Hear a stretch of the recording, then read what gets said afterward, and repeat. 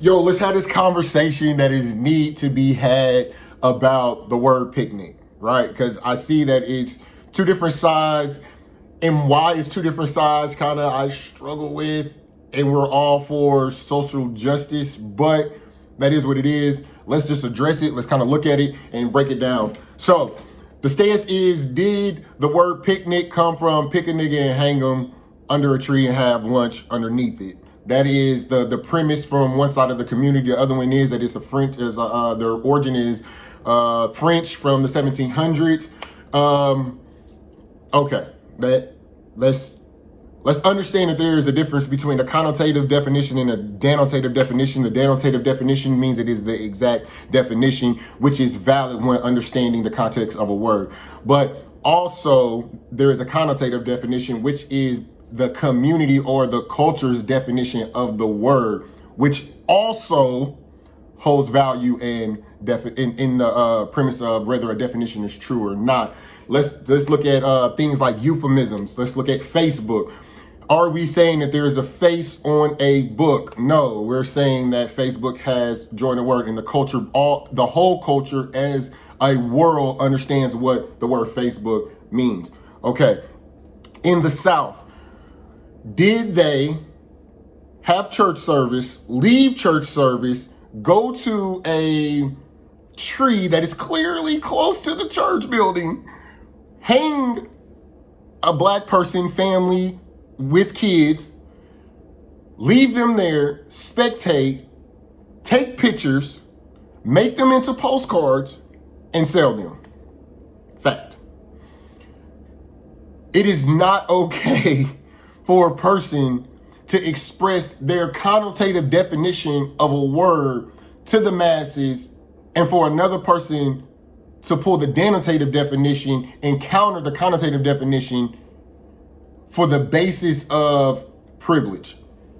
And this is going to start rubbing some feathers the wrong way, but it needs to be said. I need you to clearly understand, only reason that these words mean what they mean is because a group of people have come together and say, I agree that these words mean this. So then once that agreement is made, everybody has to buy in to that understanding. Let's be clear. Western civilization and European civilization has been at the forefront of documenting what we understand in America's history, right? That does not mean that there is not a alternate culture's history that is just as valid and important. Let's understand this. The victor writes history. The slave does not write history. Does that mean that the slave's history is incorrect? No. Please understand this.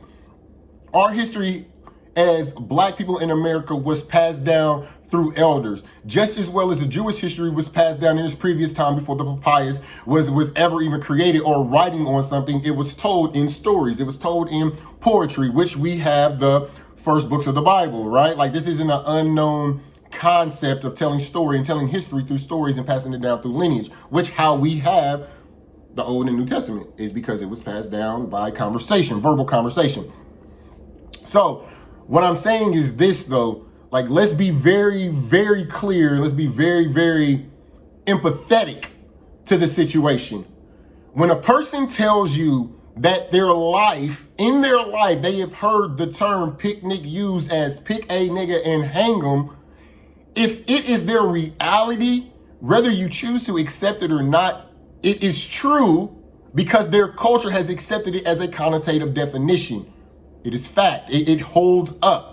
Because the culture in itself agrees. No different than Facebook, no different than any other term, Instagram or whatever. We have to understand that everything that we collaborate in as a people is based solely on agreement in thought. The dollar bill or the $100 bill only holds its worth because a collective group has associated together and said that this $100 bill represents 100 of $1 bills. And it holds a significant value. So it holds its value. And I'm not taking away from the military presence that gives the dollar its value. I'm not saying that at all. But one has to first understand that I agreed with somebody's thought. It's no different than racism or capitalism or anything else. Think about it like this. Who can reach into their pocket and pull out capitalism? Who can reach into their pocket and pull out racism? Nobody can reach into their pocket. It had to be a bought-in thought process. So what I'm saying is this, though. Do not get caught up in your privilege. And I'm saying this from a sincere place and not trying to demean, because I know the conversation is so hard. I get it. And this is the empathy that I have. I know the conversation is hard because you're defending a word, but not validating the process that led up to why we think that word means that. It's the French, and I've seen so many like fact checks. Well, nobody's fact checking that the simple fact that Nat Turner was hung, took him down, skin peeled off, and lamps and decor and things were created from his skin, because it was such a great privilege of the people at the time to have killed this rampant slave that was killing all these people, to have a piece of him in their homes. That really happened. Like so this is what I'm saying. Be careful, be very, very careful, and check your privilege when somebody is saying, yo, there's a dead body in the street, and because you don't think that it's dead, and you tell the person, no, it's not dead, he's just asleep. What you're doing is you're undermining the intelligence and the history and the legacy of a culture that says, yo, this has been our experience. Our ancestors passed this information down to us. They didn't want it to die. They wanted us to know the atrocities of what was going on in that era. Like, don't get it mistaken. Don't let racism and injustice just fall asleep, because if it falls asleep, then it has the capability of resurfacing itself again. So please do not get it twisted. The focus is not whether the word actually is or it actually isn't, because a denotative definition and a connotative definition, they both carry weight when it comes to proof or truth or understanding and bought in thought. So the conversation dies at this point. Or can we fact check the fact that it was a public spectacle? And this is another issue too. So the word that they want to use is spectacle lynching. Who are you to tell us as a people that are being lynched what the term has to be? That's called privilege. I need you to understand. You don't get to determine what pain and suffering is called to a people that are going through the pain and suffering. This is called a Perry trick. It's called gaslighting. Listen, if a person says, hey, yo, you're being racist, and the counterpart parries and says, you're racist because you're saying I'm racist, basically what you're saying is you hold the definition of what racism is. You hold the definition of what bias and bigotry is. The oppressor is creating the narrative of what we're going to actually determine what racism is. And you can't do that, because the oppressor will shield and protect the narrative for them to look good. You can't. Please understand that is the definition of what privilege is. It's saying that a group of made in God's image, intelligent people cannot create their own understanding of what their pain is. You're telling us that the Confederate flag is about brotherly love and history, and we're saying no, it's about rape, pillaging, slavery. It's about a little kid sitting on the slave blocks about to be sold as his mom looks crying, reaching out for him. What we're saying is that's what that looks like to us. So we're not saying that doesn't mean that to you. But what I'm saying is that's what it means to us. So we need you to validate our reality just as well as you want us to validate your reality. Like I said, this isn't a shot or a ploy to say, you know, like words have words. Just truthfully understand that us as Americans, we speak a bastard language. Our bastard language is really a culmination of so many other languages that created this. So if that's the case, if we have so many languages and so many understandings of words to equal up one word, how can this subject be any different? What it then in turns to is that definition of that word now has a range.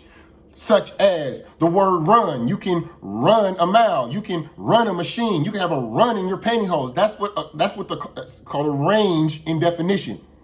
Now what we're saying is that word picnic has a range because the culture has accepted it as meaning something else. You cannot determine what United States determines what a word is if the culture has accepted it as a word. You can't do that. That is the definition. That is what we're fighting against. And to the simple fact that we have to explain it, that is, you have to understand that is some of the biggest aspects of what privilege is. You're asking us to explain our pain. We're telling you this is happening. I'm telling you it's a dead body in the streets. And you're telling me that it's sleep. No. It's a dead body. I'm intelligent to know that there's a dead body in the street. I'm cognitive enough to know that there's a dead body in the street. I've seen enough pain, poverty, and degradation. I've seen enough death in my life to know that that's a dead body in the street. I fully understand that. No, he's just sleep. You gotta break it. This is not a rant to say you're a bad person. This is honestly saying you have to give up the fact that you think that you know more than us, or we're your child, or like those poor African Americans, them are our African Americans. Them are our blacks. Our blacks are like, there's so much power in the words that we say because it exposes our thought process. Our blacks. We're not kids. We are highly educated, created many inventions that we faithfully use in our American society today, known and unknown. We are the same ones that help put a man in space, our black women, right? Your stoplights that we continually to use every single day, black people. Influx in, and if we want to talk about the influx in money and prosperity in the South, what would that be without the cotton gin? What? We are very intelligent. We are not slow. We don't need you to coach us in wilderness. We don't need you to. That's just not what we need. We're not asking you to put lynches around your neck and hold up signs and like we want you to protest with us, but protest with us, not for us. Protest with us. That is, with us and for us is a whole different thing. For us is saying we're gonna take up the fight because they can't take it up themselves. It's not the case. Protest with us. We thank all of our white Americans, and I hate to even say that because you're not white. You know what I'm saying? Like, that is not like that. Even me saying that is me playing into the racist stereotype and the system that we play. Our Caucasian, our Americans, our fair-skinned Americans, like, this is not a shot. This is me saying, yo, we here. We're saying that we matter. You know what I mean? And it's not like Black Lives Matter. That's not like, I like what AD3 said. He said it's a statement. He said we're not asking you if we matter. We're making a statement to the system, to those that don't think we matter, that those that think in their cognitive understanding that we do matter. They believe it, but their actions don't prove that they believe it. It's a statement to them saying, yo, we're intelligent. We're inventors. We're mathematicians. We're astrologers. We're doctors. We're lawyers. We're architects. We're all of that. Like, we're educated enough to say, yo, this is pain. Like, this hurts. Just take some time out and listen.